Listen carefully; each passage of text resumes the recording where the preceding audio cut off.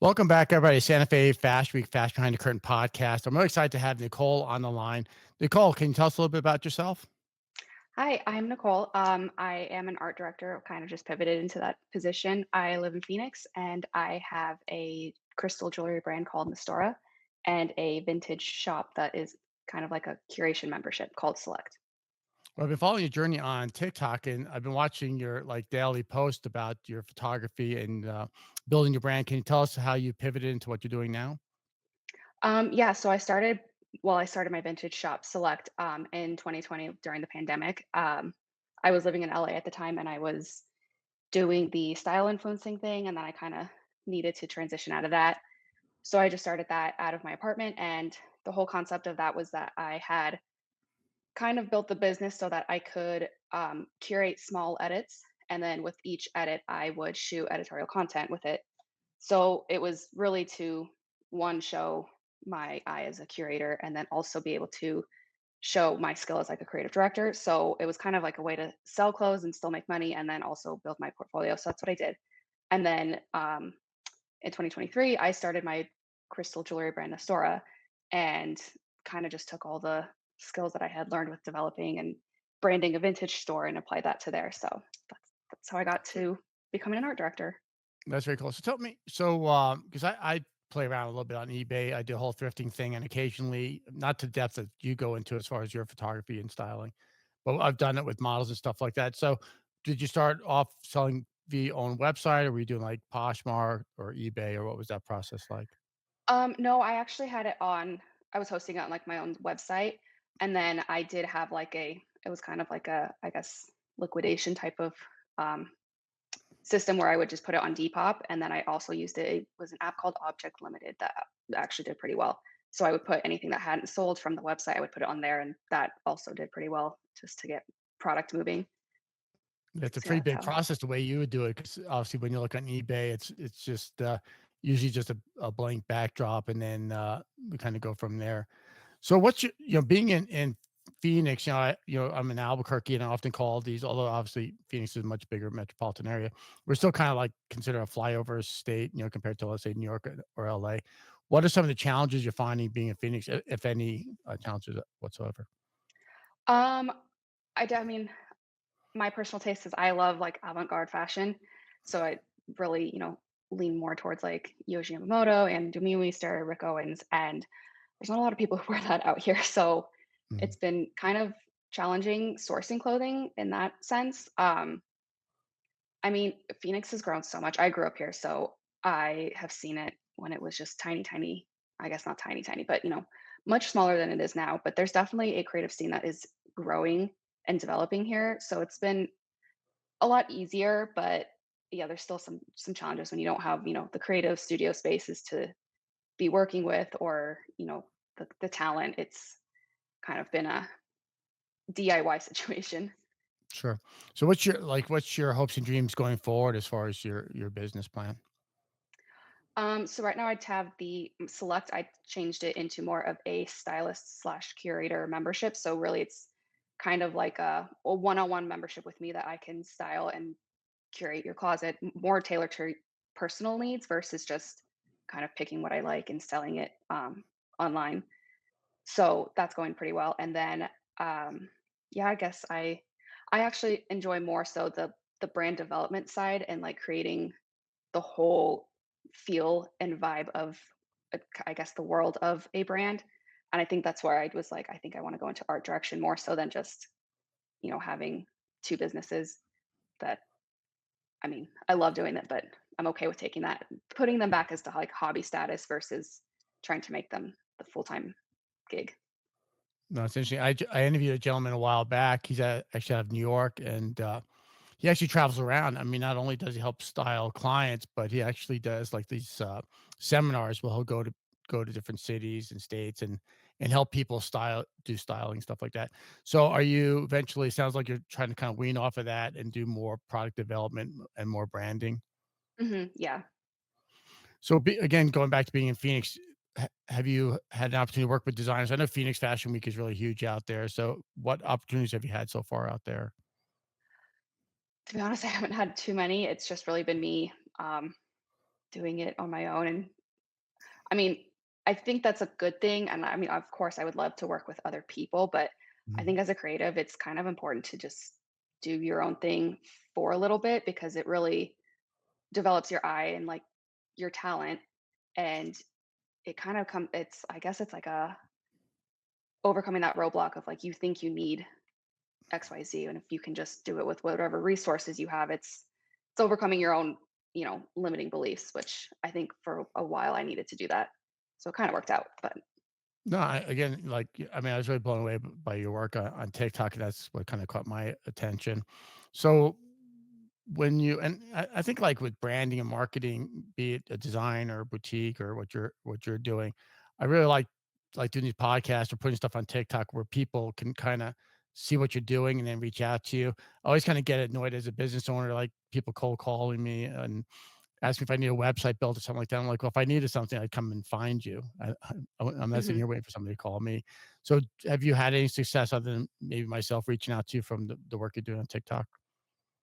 Not yet. But I mean, the series that I did, 30 Days Becoming an Art Director, it's actually done, I mean, better than I expected. I mean, I didn't think it was going to go viral because it's a very niche topic, and I don't know that the masses necessarily need to be in Hmm. on that because it's not really tailored to them. Um, but yeah, it's been great to see how many people like seeing the journey and I guess my work because again, I think you see I've seen what I've done and I think I've almost seen it too many times that I kind of now I'm like, "Oh, maybe it's not that great," but to somebody else who hasn't seen it, maybe they think better, but No, yeah, I that's think cool. I'm my own worst critic. Well, it's interesting, with Santa Fe Fashion Week, I've been producing that for going about 9 years now, and it's been your typical runway show where you have, obviously you have the runway and then the back of the house. My fast shows are more like show and sell rather than show and tell. But I'm working on more of this kind of like this podcast where it's called Fashion Behind the Curtain. My fast shows going forward will be Fashion Behind the Curtain. So it could be like Santa Fe Fashion Behind the Curtain or other cities, but kind of bringing the back of the house because, like you said, people that aren't in our industry, they don't really know what goes into doing what you're doing or, for a fashion designer. So literally bringing the back of the house where it's more immersive so people could see maybe a hair show, so the transformation of a model, photographers creating a lookbook. The show would be more ground level because I always think like, the fashion shows is kind of like the cool kids are kind of behind the curtain and then everybody else is just sitting out there waiting for the show. So I think what you're doing, kind of pulling back the curtain and showing what that looks like, going from an idea, a concept, and then creating what you're doing. I think that's pretty brilliant.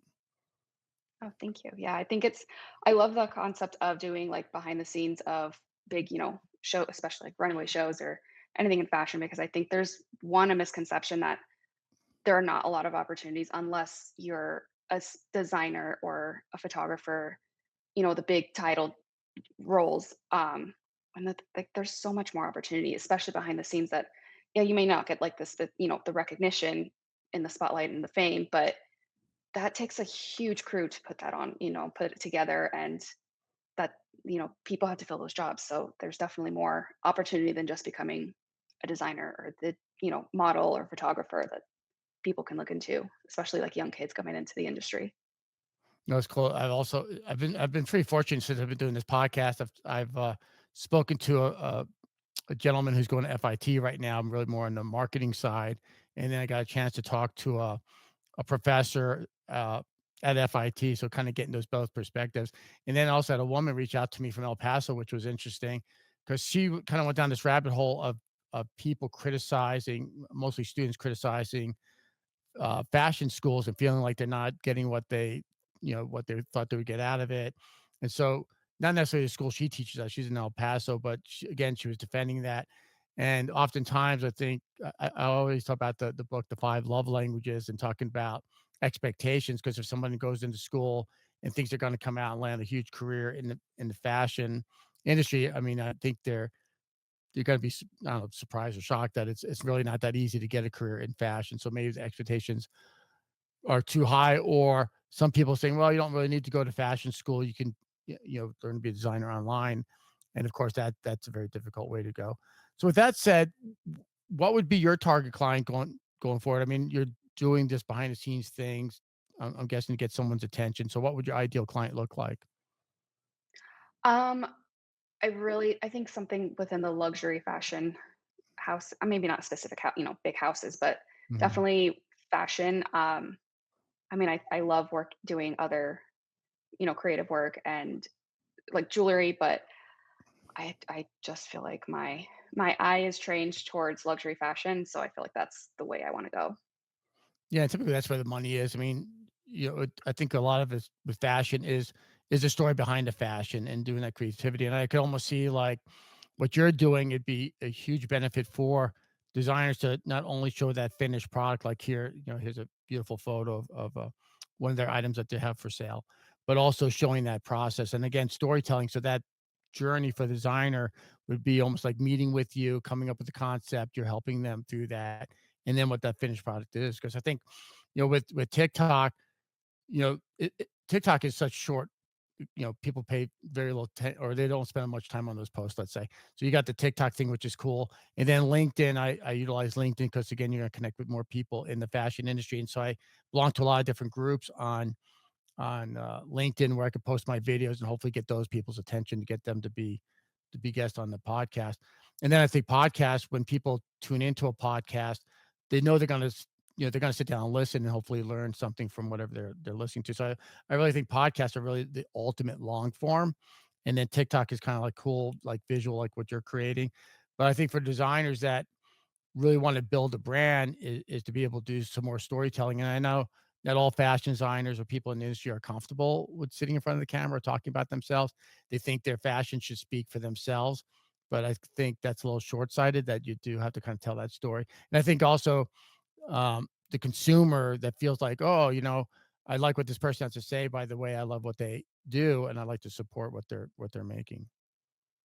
Yeah, I completely agree. To be honest, I think a lot of, especially big fashion houses, have really, I don't want to say dumbed down, but they Mhm. really have just been depending on the name to be bringing in sales. And I'm like, that's a risky game to be playing because, quality has been going down and people will catch on. And at some point, your name is just going to be tainted in the long run. It's going to, people aren't going to just go to you because it's, Chanel or whatever. But Mhm. yeah, I really think storytelling and brand world building is like such a huge aspect that brands really need to be paying attention to because even if somebody can't afford to buy, you know, the big ticket items, if they're interested in the brand and they follow you for so long, at one point they're going to, you know, purchase, whether it's secondhand or, at full retail. Having that interest in the company is huge because later on they might become, a actual client that's not just shopping on eBay. But yeah, I think sometimes that gets overlooked a lot. No, I think like you said, building work. I think it's building a fan or that kind of relationship. I kind of compare it to like when you go to a restaurant. If the chef comes out and talks to you and says, "How was your meal?"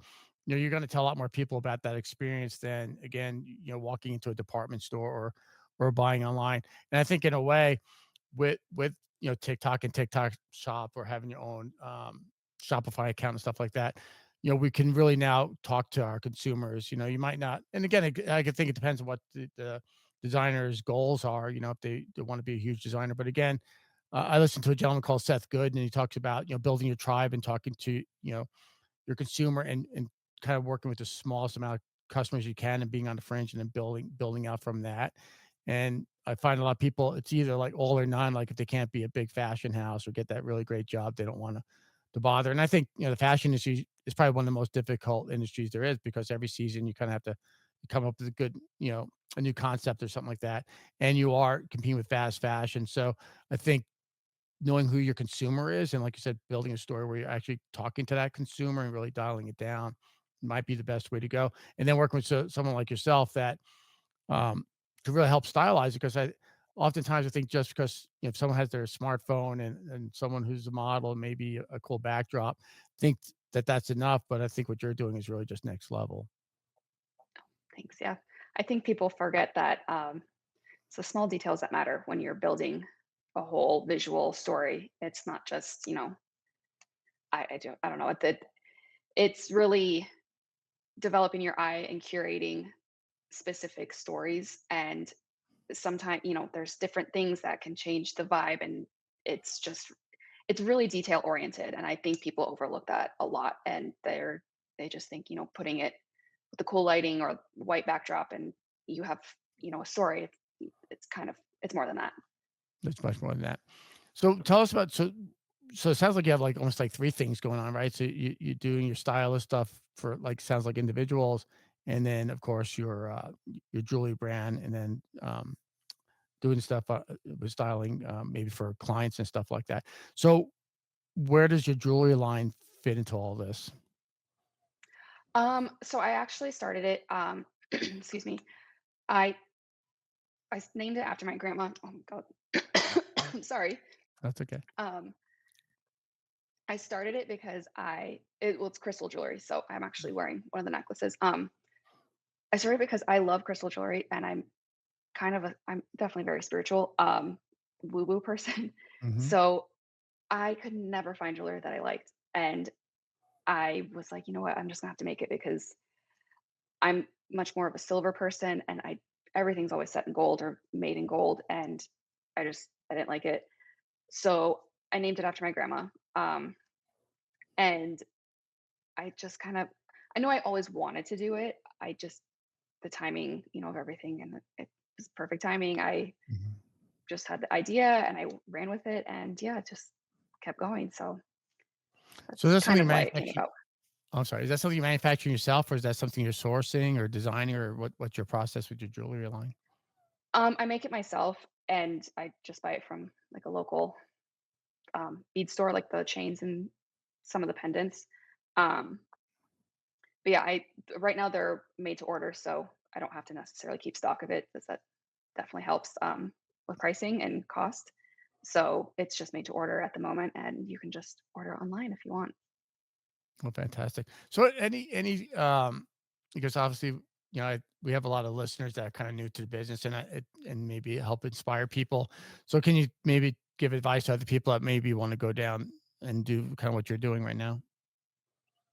Yeah, I would say, I mean, I guess I've been thrifting since I was in college, and when I went to U of A, and I originally thought I kind of was wanted to touch on this when you mentioned about going to school.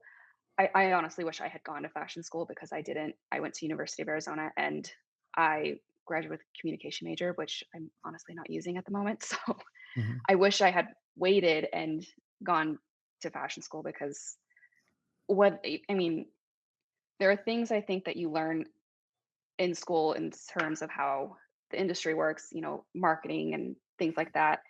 And then there's talent that's just naturally a gift that I think you can work with that.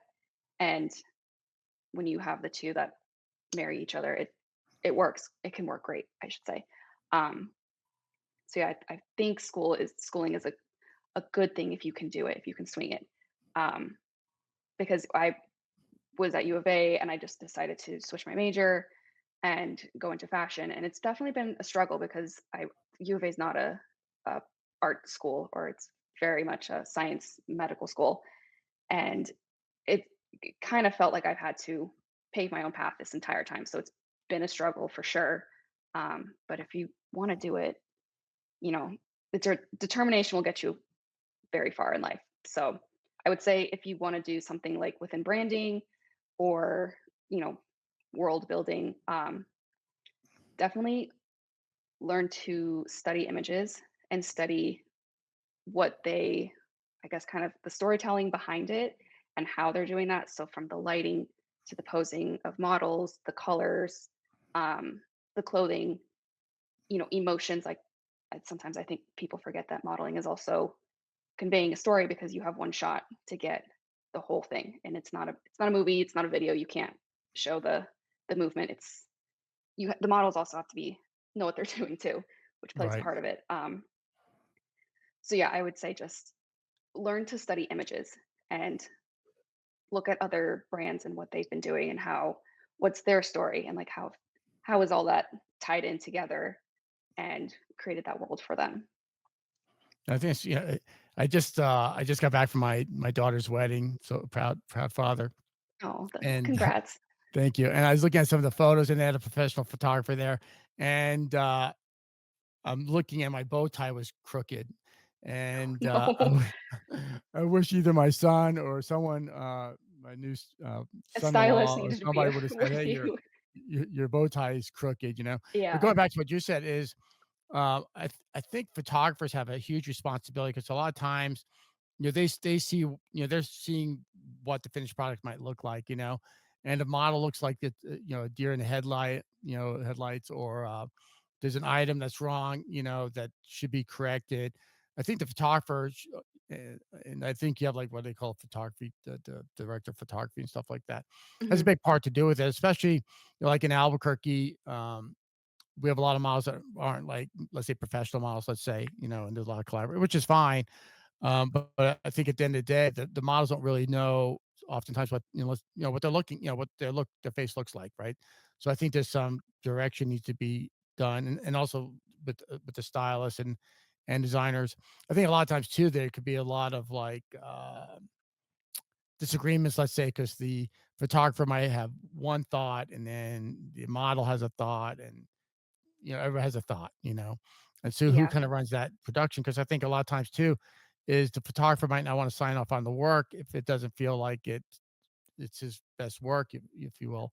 And the right. designer might say, well, that's not the look I want. So have you had that situation working with others, or most of the time you kind of working with by yourself?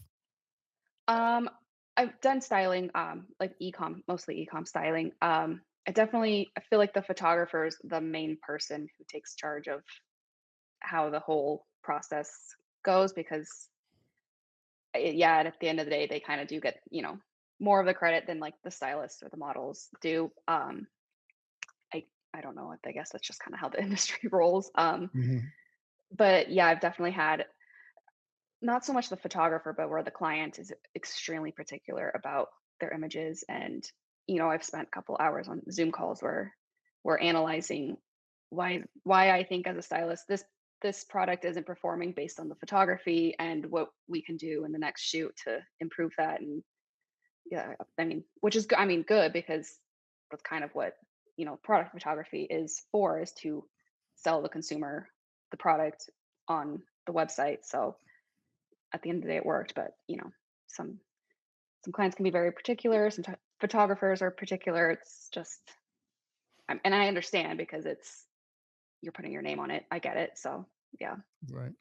Yeah, I think oftentimes it's cool to be able to kind of dissect your work after your work, or maybe another photographer that they worked with, and kind of dissect that. I always think like the best thing about like Santa Fe Fashion Week is like the day after the show, where it's still fresh in your mind, and you kind of really break it down. And go, yeah, we could have done better here. This really, or how can we do a better job? I think Hmm. adds a lot of value. Yeah, I think that's also one thing that I think is extremely important about developing your eye, is being able to dissect, like, especially like with mood boards. I think if you can explain it to somebody and pick out, I like this lighting, I like these photo or this styling, I like, the color grading here.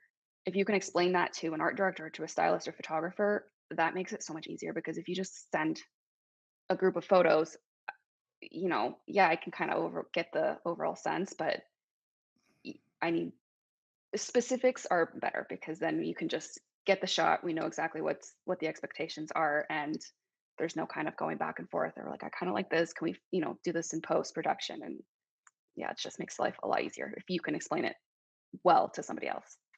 That makes a lot of sense. I think a mood board is a great idea because again, it's just conceptual. So again, if you can't really see it, and then after you go through all the work, like that's not really what I was looking for.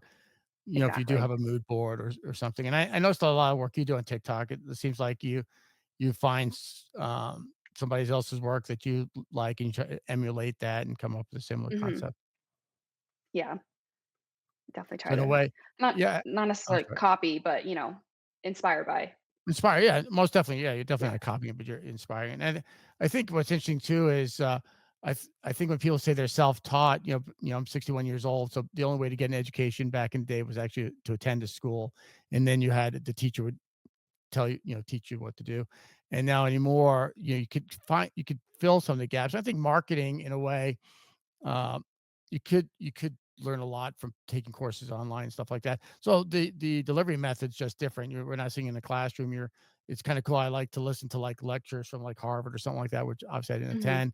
But it's like, wow, I could listen to the same thing those students are listening to. So again, doing these kind of podcasts or watching different things on marketing. Because oftentimes I'll talk to people that have attended marketing, not necessarily just in fashion, but it's like, it's like, what'd you learn? And it seems like a lot of it's kind of vague, and things are moving kind of fast. To me, what they learned recently in school has changed a lot. Yeah, I mean, I think when I went to school, U of A did have well, for communication, we had 1 PR class and 1 journalism class, and that was it, and it was impossible to get into either of them, and I feel like I went to school, like, 2 years too early before the social media boom, so, like, had I just waited, I could have, gone in that first wave and gone into, like, more social media and marketing, and yeah, that was not Instagram was just, coming out at that point, so it was kind of a weird time to be attending college because I feel like not necessarily that nothing's, applies now, but it's definitely changed completely. Yeah, most definitely. Well, I do appreciate your time, and I want to follow your journey. But, Yeah, Nicole, I do appreciate your absolutely. time. Yeah, for sure, and I want to follow your Yeah, thank you journey. so So much for having me. fantastic. Well, again, if anybody Thank would you. like to be a guest on Santa Fe Fashion Week and you work in the fashion industry, please reach out. I'd love to have you on as a guest. Thanks again.